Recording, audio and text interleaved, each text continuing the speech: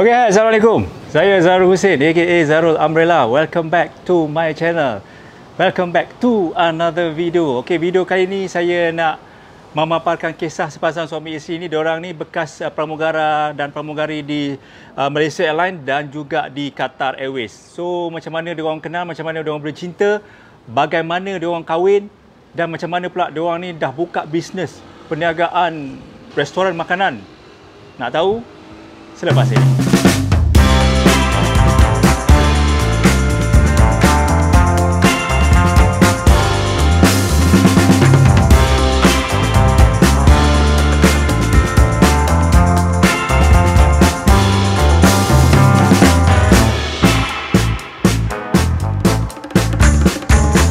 Assalamualaikum semua, saya Farul Haris daripada Ipoh Perak.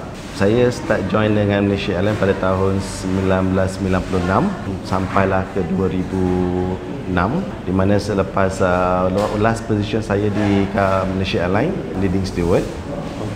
Okay, saya kata saya pernah fly dengan Zarul dulu. Yes, pernah. Okay, so lepas tu saya dapat peluang ditawarkan bekerja di Qatar as a seconded, and then join pada tahun 2006.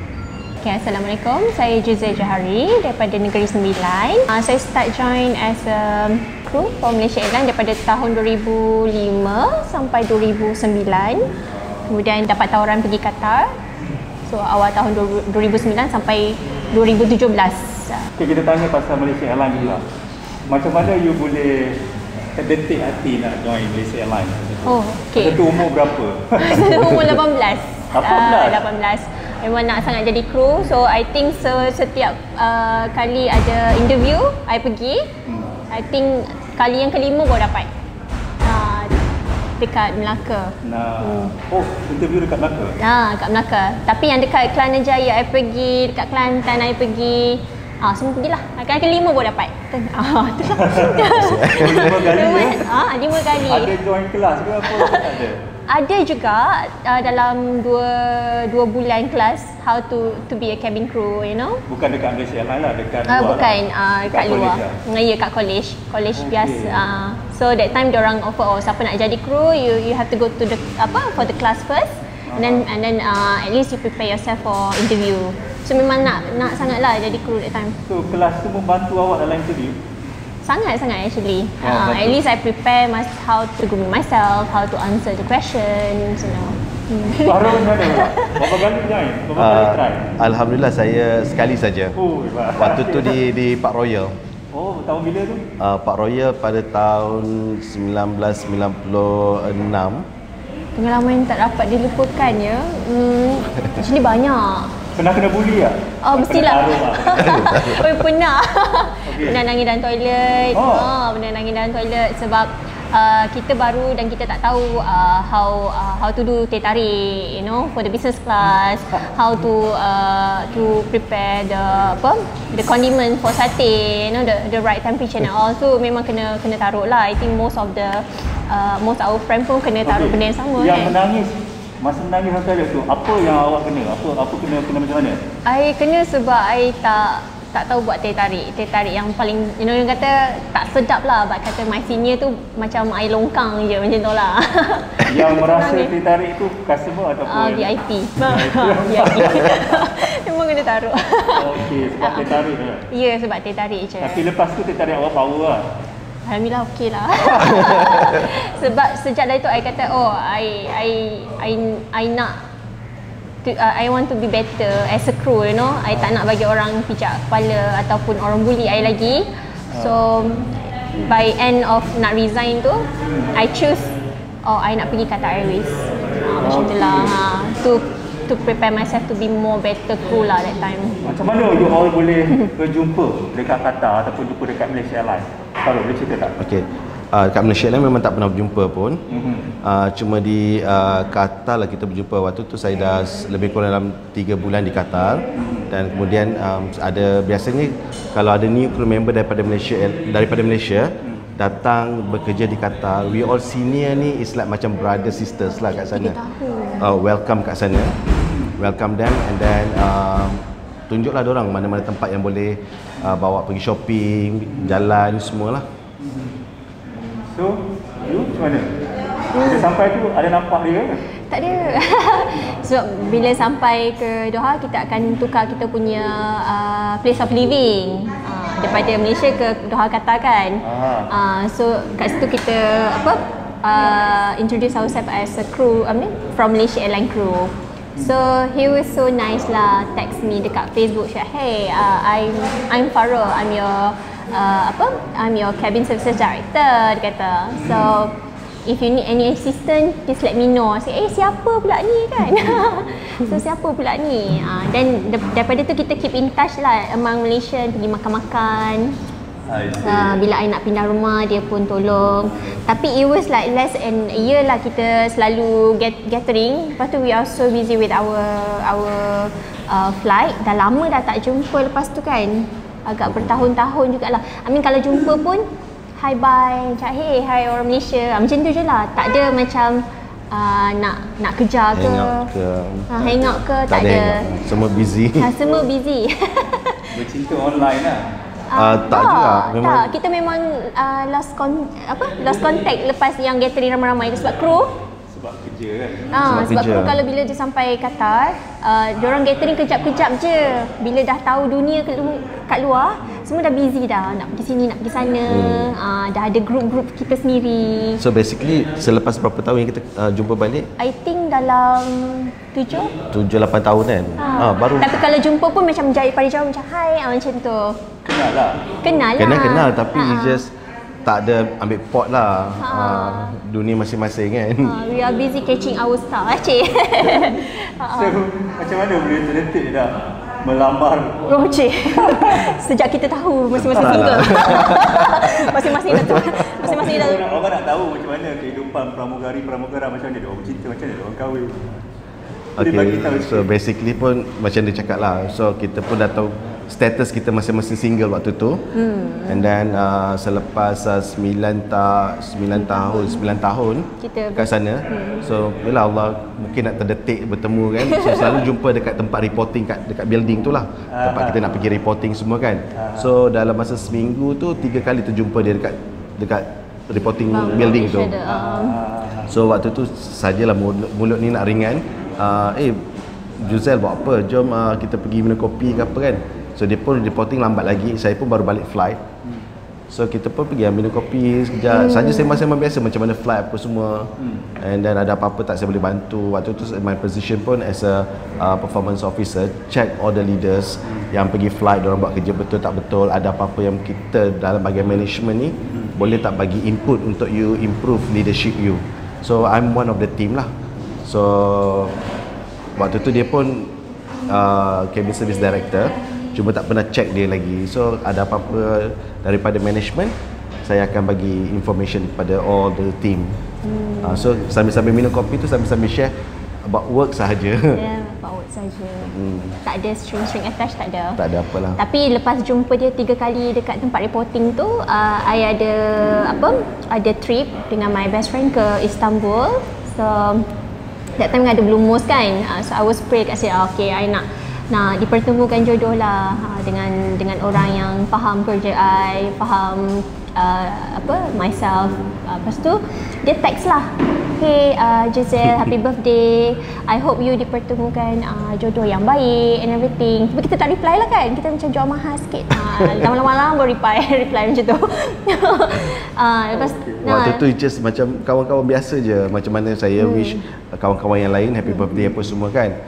So wish all the best for the future everything. So same thing lah.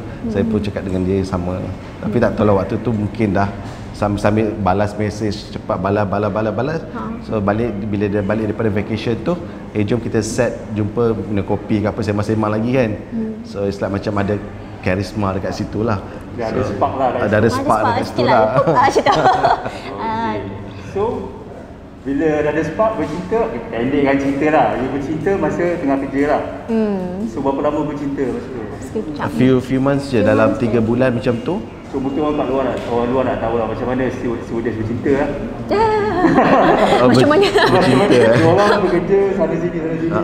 Jealous ke? Susah ke? perasaan cemburu tu mungkin adalah pada dia kot. Allah. Tapi apa-apa kerja pun kan. Betul. Tapi itulah kita straightforward sebab kita pun dah biasa, you know. Dia pun faham macam mana. Faham. Dia pun faham sebenarnya. Ya. So itu yang pada saya tak kisahlah kan. Tapi mungkin dia lah kot sebab I flower pot untuk Qatar Airways. Itu. So mungkin dia lah kot yang lebih sikit.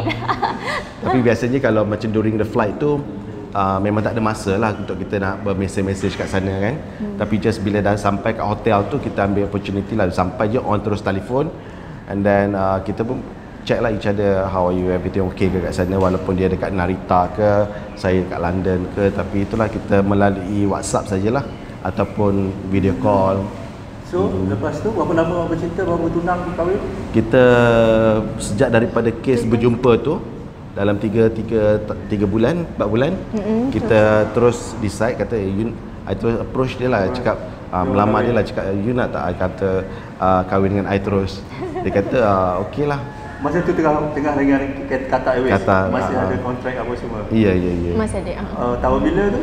2000, ujung tahun, kita kenal, betul-betul kenal 2016, ujung tahun 2016. And then I think 2-3 bulan lepas tu kita decide okay nak to be together lah. And then kita cakap dengan parents, kita balik bertunang, dan dia cakap okay, why don't kita settle down lah balik KL macam tu. Settle down balik KL. Maknanya kejap je lah waktu kita bercinta dekat Doha kan. So maksudnya settle down tu you resign. Maksudnya kita decide, kata kita balik, kita memang nak settle down, kita nak buat something new. Kita lebih pada family, lebih kepada new things lah for life. At least kita tak ada lagi lah bila kita dah berkahwin, satu sana satu sini, and then nak adakan anak pun besok kan ambil masa lama pula. Saya pun bukannya muda dah. So you rasakan pekerjaan ni bila dah kahwin, you rasa dah tak sesuai ataupun you nak beralih angin ke macam mana? Pekerjaan ni tak ada isu kalau you dah berkahwin, still okay, still relevant lagi lah benda tu. It's just like because of faktor usia dan juga for the future tu, sebab kita berada di tempat orang. Faktor dia lah. Jadi kalau kita bekerja di Malaysia Airlines contohnya, insyaAllah saya akan bekerja lagi lah dengan Malaysia Airlines. Tapi kan sebab tempat orang tu, dia punya resiko untuk bekerja lebih lama kat situ mungkin mencabar sikit. Contohnya kalau kita tak perform well, berkemungkinan kita akan dihantar balik ke macam tu lah. So jadi saya decide, kita same tune, kita cakap we have to do something lah for our future. So balik, selepas kita resign daripada Qatar, kita ambil lebih kurang dalam 6 bulan untuk pergi honeymoon di seluruh Malaysia ni. Masuk kampung sana, pergi island sini. And then so selepas tu kita pun cakap let's go back lah to Qatar. Sebab apa? And the good thing about Qatar, dia walaupun kita dah resign, dia still boleh accept lagi lah untuk kita join balik mereka. And tapi setelah waktu tu kita cakap okay, give a try. And the same time waktu tu kita pun jumpa family. Family pun cakap, sampai bila lagi hampa nak kerja dekat luar negara kan? Dah berapa lama dah, so better why not you all balik ni, you all fikir balik apa yang kau nak buat untuk masa depan, niaga ke ataupun kerja dekat airline yang kat sini ke. Masa tu tahun berapa? 2017 ujung tahun. So you niaga. So lepas tu kita macam Juzel, dia buat produk kecantikan dia, make up apa semua. So alhamdulillah dia waktu permulaan tu quite good. Dah masuk ke second tu dia agak slow sikit. And then kita cakap we have to change jugalah cepat-cepat kita punya ni kan. So minta pandangan kawan-kawan, minta pandangan mak ayah, and mereka cakap you go for the food industry ni lah, sebab apa you punya pengalaman pun bahagian tu juga. Jadi kita pun cakap nak berniaga apa, nak masak pun tak tahu, nak berniaga pun tak ada pengalaman berniaga. So kita bukan daripada business school kan. So basically apa yang kita ada cuma experience melayan pelanggan. Yang tu je lah yang kita ambil. So kita pun berdua discuss, beranikan diri untuk mulakan perniagaan nasi kandar. Adakah start dengan kedai ni? Oh tak, kita tak start dengan kedai, kita start dengan kaki lima. Pandangan kami berdua, kami mengikutilah perkembangan keadaan kawan-kawan kami di Malaysia Airlines, di Qatar, di AirAsia. Ialah keadaan sekarang ni memang orang tak sangka benda ni boleh terjadi. Dan saya pun bersimpatilah kepada yang mana terlibat dalam pembuangan kerja, diberhenti apa, lepas tu ambil unpaid leave. Kesian, tapi macam kami berdua, kami discuss apa yang kami boleh bantu untuk rakan-rakan kami, untuk mereka mula berniaga. Macam kami dulu lah, kami alhamdulillah kami bermula sebelum waktu Covid. Jadi kami dah mula ada sedikit ilmu berniaga tu. Jadi dah jadi macam ni. So kita dah mula membantulah rakan-rakan kita. Kawan-kawan yang dekat Qatar kan ada dengar khabar diorang? Ada juga, sama juga terkesan dengan COVID, which is roster change, yang roster tak menentu, cut off salary, which is not very easy kan untuk survive, which is bila kita sampai satu position yang sangat lama di QR, kita dah biasa dengan gaji yang tinggi. Bila dah cut tu adalah memberi tamparan kepada kawan-kawan kita somehow nak survive. Apatah lagi yang stranded kat sini, yang masih lagi under unpaid leave, mereka tak start apa-apa lagi. So I think COVID ni memberi kesan yang sangat dalam lah untuk mereka semua. Tak tahu bila lagi nak fly, tak tahu nasib unpaid leave tu boleh fly lagi ke tak, yang stranded tu boleh datang balik ke tak, dengan barang-barang lagi yang tinggal. So impact yang sangat besar kepada semua macam tu.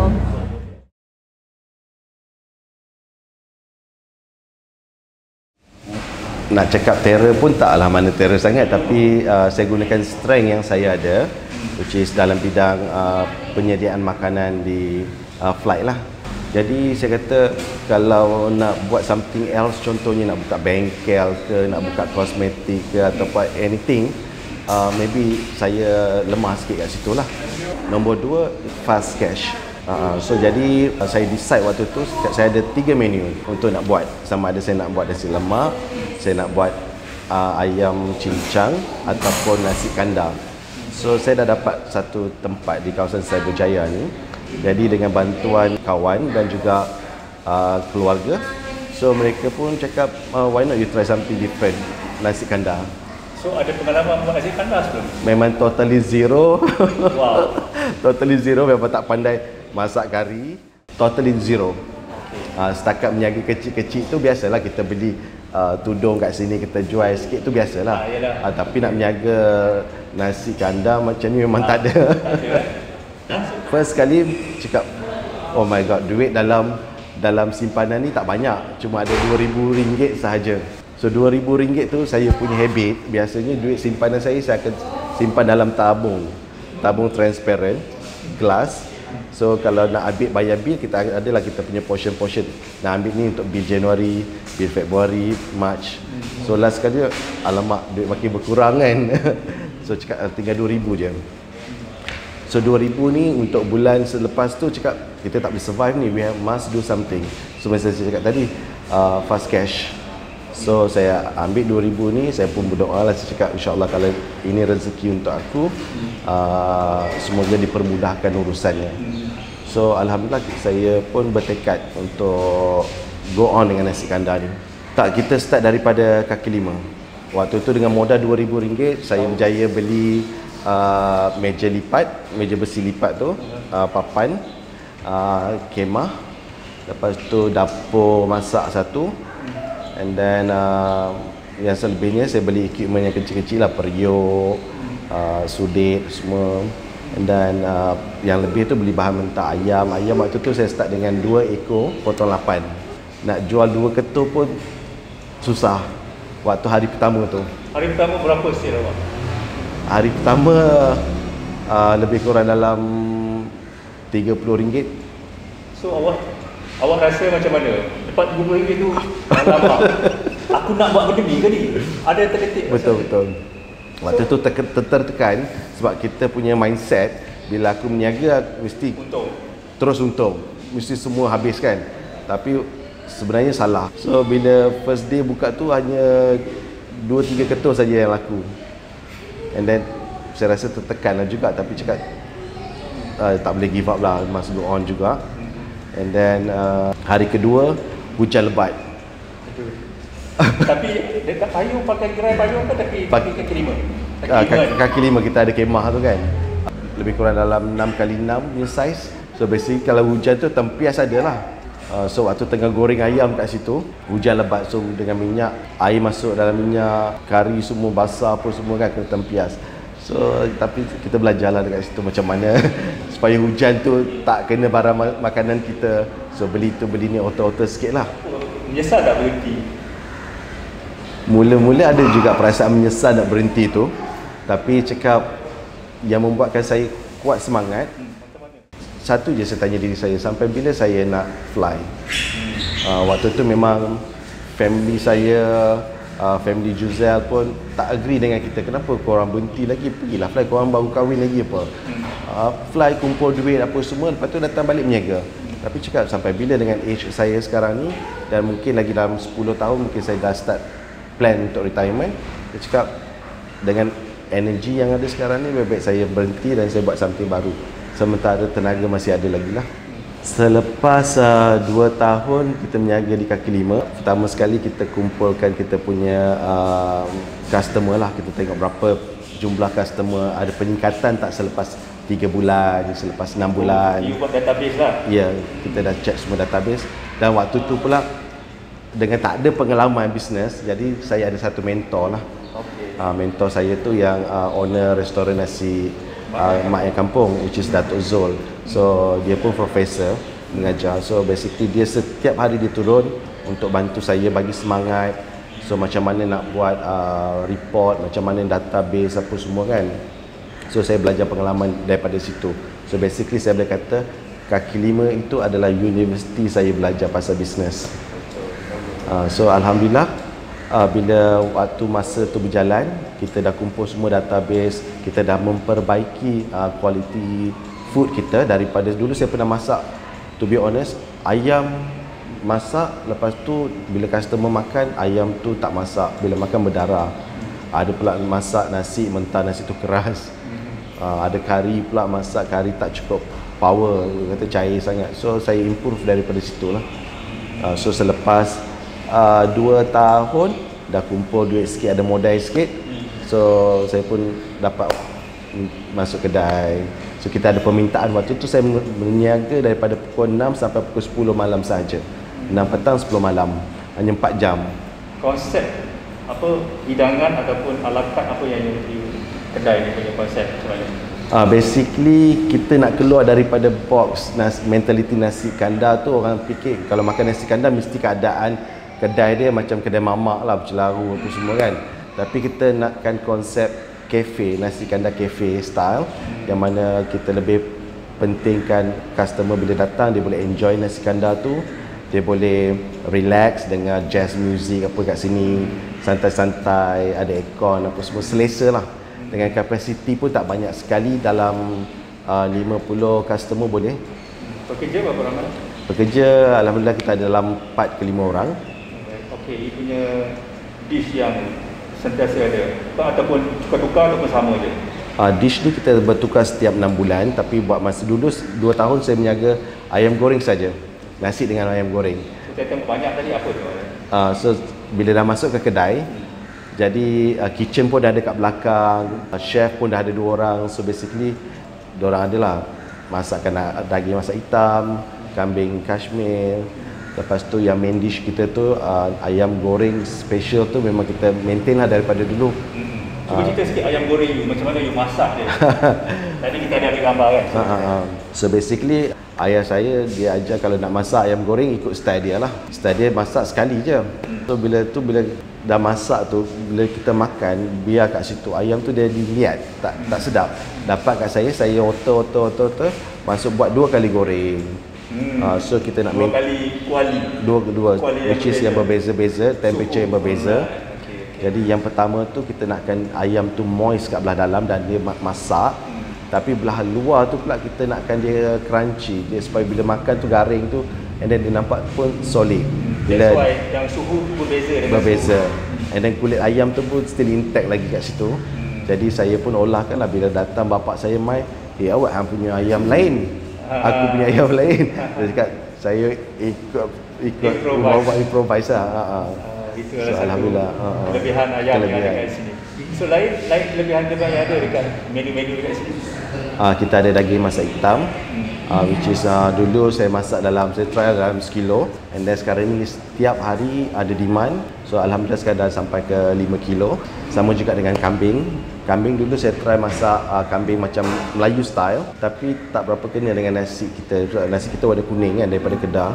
Jadi saya cuba something else. So tengok-tengoklah dekat YouTube daripada Thailand lah, daripada ni. Tapi yang best sekali tu masakan kambing tu daripada India ataupun Pakistan. So basically saya try untuk masak yang Pakistan style sampai dapat dan customer pun suka dan diorang pun datang try. So basically saya namakan lamb Kashmir. Okay. Siapa yang nak try nasi kandar saya boleh datanglah dekat Neo Cyberjaya, which is dekat landmark dia dekat building Mustafa Kamal, which is dekat round The Pulse lah, mall The Pulse tu. Ada IG kita Nasi Kandar Melayu Mat. Facebook pun sama juga, Nasi Kandar Melayu Mat. Kita buka setiap hari daripada pukul 11 pagi sampai 10 malam. Kadang tu habis awal. Kalau dah habis awal tu kita tutup dalam pukul 9 macam tu lah. Lepas tu hari Ahad saja kami cuti. Saya pegang kepada 5 P's. 5 P's dalam bisnes. Pertama sekali place. Kita perlu ada satu tempat yang menarik untuk kita jual produk kita. Kedua adalah produk. Produk yang mana customer suka produk kita dan kita minta selalu feedback daripada customer untuk kita improve quality dia. Ketiga adalah price. Price tu mesti sesuai dengan location yang kita berniaga tu dan produk yang kita jual. Yang keempat adalah promotion yang kita buat supaya orang semua lebih tahu, dan yang kelima adalah people yang run the business. So basically people like macam kita more into customer service. So insya-Allah boleh. InsyaAllah boleh. Ya.